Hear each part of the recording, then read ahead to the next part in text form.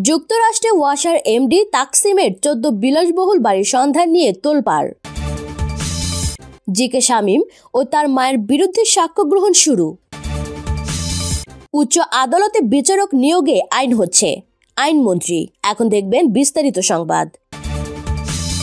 2009 সালে ঢাকা ওয়াসার ব্যবস্থাপনা পরিচালকের দায়িত্ব পাওয়ার পর থেকেই আলোচনায় ছিলেন প্রকৌশলী তাকসিম এ খান। টানা 13 বছর এমডি, মাসিক 6 লক্ষাধিক টাকার বেশি বেতন, বড় বড় প্রকল্পের অনিয়ম দুর্নীতির অভিযোগ ছিল তার বিরুদ্ধে। এবার যুক্তরাষ্ট্রে 14 বিলাসবহুল বাড়ির সন্ধান মিলেছে ওয়াসার এই আলোচিত এমডির।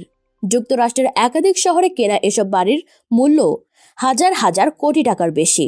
দেশ থেকে টাকা পাচার করে তিনি এসব বাড়ি কিনেছেন বলে অভিযোগ উঠেছে। বিপুল পরিমাণ পাচার করা টাকায় বাড়ি কেনার যুক্তরাষ্ট্রের গোয়েন্দা তালিকায় সন্দেহভাজন হিসেবে তাকসিমের নাম অন্তর্ভুক্ত করা হয়েছে। এছাড়া তার বিরুদ্ধে অভিযোগ জমা পড়ে দুর্নীতি দমন কমিশন দুদকেও। আজ দৈনিক সমকালে প্রকাশিত একটি প্রতিবেদনে এসব তথ্য উঠে এসেছে।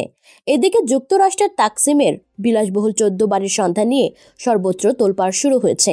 তাকসিমের সম্পদের সন্ধানের জন্য জানতে চাই দুদকের অভিযোগে কিছু বাড়ির সুনির্দিষ্ট ঠিকানা, ছবি, কোন বাড়ি কখন কত টাকায় কেনা হয়েছে তা উল্লেখ করা হয়েছে।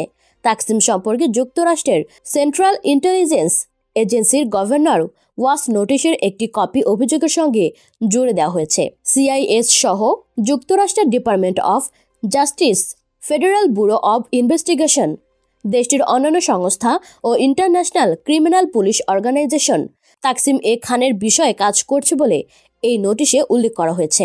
যুক্তরাষ্ট্রের বাড়ির বিষয়ে সম্প্রতি দুদকে অভিযোগ জমা দেয়া দুই ব্যক্তির একজন হলেন ছাত্রলীগের কেন্দ্রীয় কমিটির সাবেক সভাপতি মোহাম্মদ সোহেল রানা।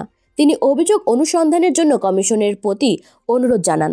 দুদকে দেওয়া অভিযোগে বলা হয়, বিদেশি ঋণের করা ওয়াসার বড় বড় প্রকল্প থেকে হাজার হাজার কোটি টাকা লোপাট করে তা হুন্ডি সহ বিভিন্ন উপায়ে যুক্তরাষ্ট্রে পাচার করেছে তাকসিম। পাচারের অর্থে দেশটির লস এঞ্জেলেস, নিউ ইয়র্ক সহ বিভিন্ন শহরের অভিজাত এলাকায় নগদ ডলারে 14টি বিলাসবহুল বাড়ি কিনেছেন। অভিযোগে আরও বলা হয়, তাকসিম যুক্তরাষ্ট্রেও নাগরিক। 2009 সালে যুক্তরাষ্ট্রে থাকা অবস্থায় তিনি ঢাকা ওয়াসার এমডি হিসেবে যোগ দেন। তার পরিবারের সব সদস্য যুক্তরাষ্ট্র প্রবাসী। তাকসিমও প্রতি বছরে প্রায় 3 মাস যুক্তরাষ্ট্রে পরিবারের সঙ্গে অবস্থান করেন। একসময় ভাড়াটিয়া তাকসিম লস এঞ্জেলেসের মতো অভিজাত শহরে বিলাসবহুল বাড়ি কেনেন। এই খবর ওই শহরের বাঙালি পাড়ার মুখে মুখে। এদিকে যুক্তরাষ্ট্রের বিভিন্ন শহরে 14 বাড়ির মধ্যে 5টির তথ্য মিলেছে। যুক্তরাষ্ট্রে পরিবার পরিজন নিয়ে তাকসিম যে বাড়িতে থাকেন, এই বাড়ি তিনি কত টাকায় কিনেছেন তা জানা যায়নি। এদিকে যুক্তরাষ্ট্রে তাকসিমের বাড়িগাড়ি সহ অঢেল সম্পদ থাকলেও দেশে তার কোনো সম্পত্তি নেই। গুলশান 2-এর 55 নম্বর সড়কে সরকারি বাসভবনে তিনি থাকেন না। তিনি থাকেন নয়াপল্টনে শ্বশুর বাড়িতে। অপরদিকে অজ্ঞাত আয় বহির্ভূত সম্পদে অর্জনের মামলায় বহিষ্কৃত যুবলীগ নেতা আলোচিত ঠিকাদার SM গোলাম কিবরিয়া শামীম ও তার মা আয়েশা আক্তারের বিরুদ্ধে সাক্ষ্য গ্রহণ শুরু হয়েছে। প্রথম দিন আদালতে সাক্ষ্য দিয়েছেন মামলার বাদী দুর্নীতি দমন কমিশনের উপপরিচালক মোহাম্মদ সালাউদ্দিন। ঢাকার 4 নম্বর বিশেষ জজ আদালতের বিচারক শেখ নাজমুল আলম জবানবন্দি গ্রহণ করে আগামী 12 ফেব্রুয়ারি তাকে জেরার জন্য দিন ধার্য করেন। এদিন জিকে শামীম আদালতে উপস্থিত থাকলেও তার মা পলাতক রয়েছেন।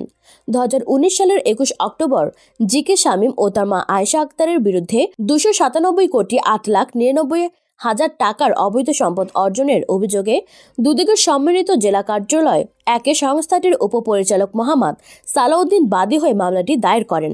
2021 সালের 17 জানুয়ারি মামলার তদন্ত কর্মকর্তা আদালতে অভিযোগপত্র জমা দেন।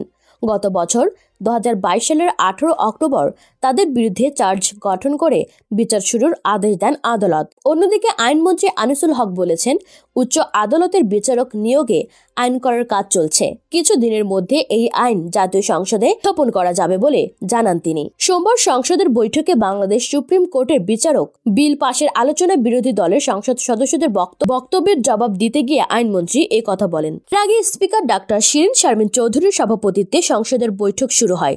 এরপর বিলের আলোচনায় অংশ নিয়ে জাতীয় পার্টি ও গণফোরামের সংসদ সদস্যরা বিচারক নিয়োগে আইন করার দাবি জানান।